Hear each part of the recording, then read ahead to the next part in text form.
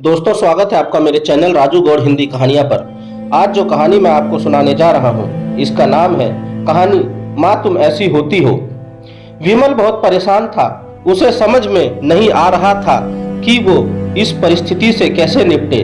वो अपनी माँ को बहुत चाहता था, किंतु उसकी पत्नी और बच्चे उसकी माँ से दूर भागते थे, क्योंकि उसकी माँ की एक आंख नहीं थी, साथ ही उसकी कमर भी 90 अंश पर झुकी थी।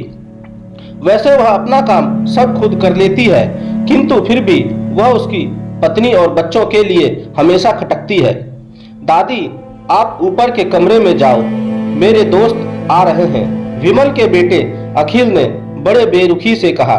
पर बेटा, मैं तो यहाँ बहुत दूर बैठी हूँ, विमल की माँ ने बहुत प्यार से कहा। नहीं, आप उनके सामने मत रहो, वो मुझे चिढ़ाते हैं, अखिल ने जोर से डांटते हुए कहा। क्या हुआ अखिल, क्यों चिल्ला रहे हो? विमल की पत्नी कामिनी ने किचन से ही आवाज लगाई। देखो ना माँ, ये दादी यहीं ड्राइंग रूम में बैठी है और मेरे दोस्त आ रहे हैं, अखिल ने शिकायत भरे लहजे में कहा।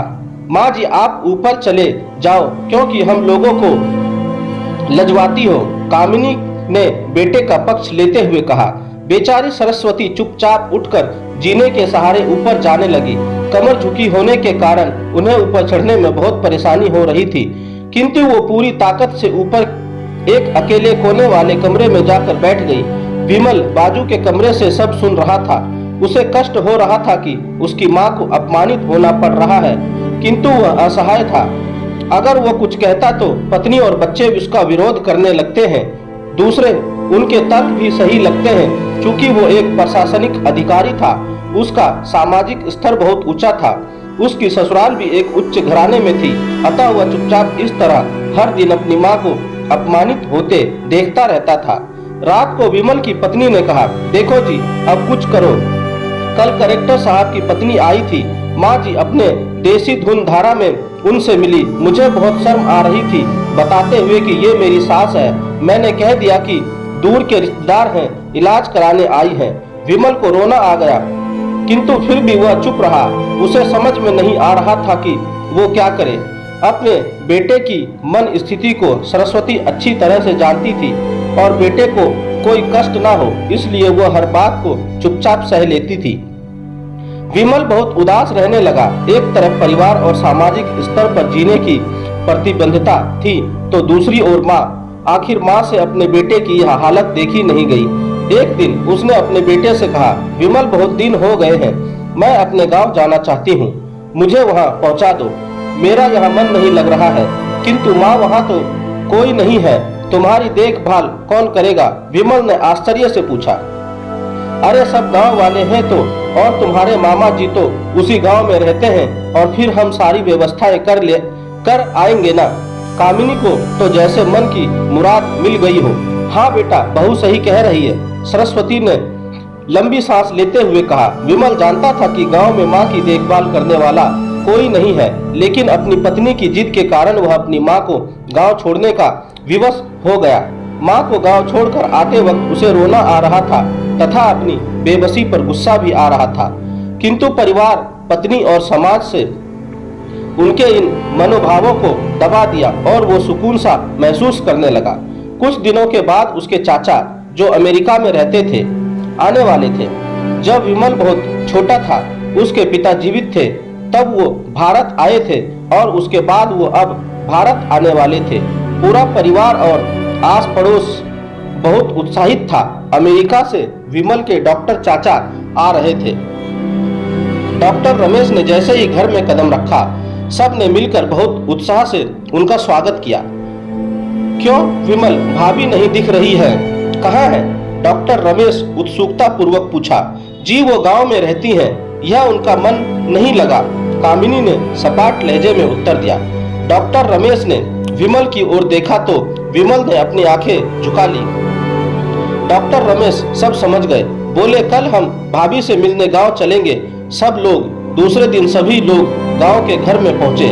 देखा कि सरस्वती को बहुत तेज बुखार है और वो पलंग पर असहाय पड़ी है। डॉक्टर रमेश दौड़कर सरस्वती के पास गए, उनके पैर छूकर रोने लगे। सरस्वती की यह हालत उनकी कल्पना से परे थी। वह बेटा विमल तूने तो नाम उजागर कर दिया। अपनी माँ की यह हालत देखकर तुझे तो शर्म भी नहीं आ रही होगी। डॉक्टर रमेश ने विमल को लगभग डांटते हुए कहा, नहीं देवर जी, विमल का कोई दोष नहीं है। मैं खुद गांव आई थी। सरस्वती ने अपने बेटे का बचाव किया। मुझे सब पता चल गया। भाभी, आप चुप रहो। क्यों बहू, तुम्हें अपनी सास की कुरूपता पसंद नहीं है? समाज में तुम्हें नीचा देखना पड़ता है, हाँ ना? डॉक्टर रमेश ने कामिनी की ओर व्यंग से देखा। कामिनी नितुर होकर विमल को देखने लगी। आज तुम जिस सामाजिक स्तर पर हो वो इन्हीं के संघर्षों की देन है। और बेटा विमल, तुम्हें शायद मालूम ना हो कि बचपन में जब तुम 1 साल के थे तब छत से नीचे गिरने के कारण तुम्हारी एक आंख फूट गई थी और तुम्हारी रीढ़ की हड्डी में भी समस्या थी। तब तुम्हारी इस कुकुर माँ ने अपनी एक आंख और अपना बोन मेरो तुम्हें देकर इतना सुंदर स्वरूप दिया था। कामिनी बेटा, इतने सालों तक संघर्ष करके बेटे को प्रशासनिक अधिकारी बनाने वाली इस संघर्षशील औरत को तुम लोगों ने दशा कर दी। तुम्हें ईश्वर कभी माफ नहीं करेगा। डॉक्टर रमेश की आंखों से अश्रु जलधारा बह रही थी। अब भाभी, आप मेरे साथ अमेरिका जाएंगी, यहाँ इन स्वार्थी लोगों के बीच नहीं रहेंगी। डॉक्टर रमेश ने सरस्वती से कहा। विमल को तो काटो तो खून नहीं था। डॉक्टर रमेश जो उसके चाचा थे, उन्होंने जो राज बताया उसके बाद तो विमल को यही लग रहा था कि उससे ज्यादा पापी इस दुनिया में कोई और है ही नहीं। वह दौड़ता गया और माँ सरस्वती के कदमों से लिपट गया। माँ, मेरा अपराध अक्षम है। मैं जानबूझकर चुप्पी साधे रहा, आपका अपमान करवाता रहा। आप ही उस घर में मेरे साथ रहेंगी और कोई नहीं। विमल ने अज्ञेय दृष्टि से अपनी पत्नी और बच्चों को देखा। कामिनी को भी बहुत पश्चाताप हो रहा था, किंतु उसकी हिम्मत नहीं हो रही थी कि वो सरस्वती से आंख मिलाए। सरस्वती ने कामिनी की मन स्थिति को समझकर उसको पुचकारते हुए अपने पास बुलाया और विमल को डांटते हुए कहा, खबरदार, जो मेरी बहू को मुझसे अलग करने की कोशिश की तो तुझे ही घर से बाहर निकाल दूंगी। कामिनी और बच्चों ने सरस्वती के पैर पड़ते हुए अपने व्यवहार पर माफी मांगी और मां के हृदय से सबको माफ कर दिया। दोस्तों, आपको मेरी यह कहानी कैसी लगी आप मुझे मेरे कमेंट्स बॉक्स में जाकर मुझे बता सकते हैं। और अगर आप मेरे चैनल पर नए हैं तो मेरे चैनल को सब्सक्राइब जरूर करें और बेल आइकन का बटन भी दबा दें। धन्यवाद दोस्तों।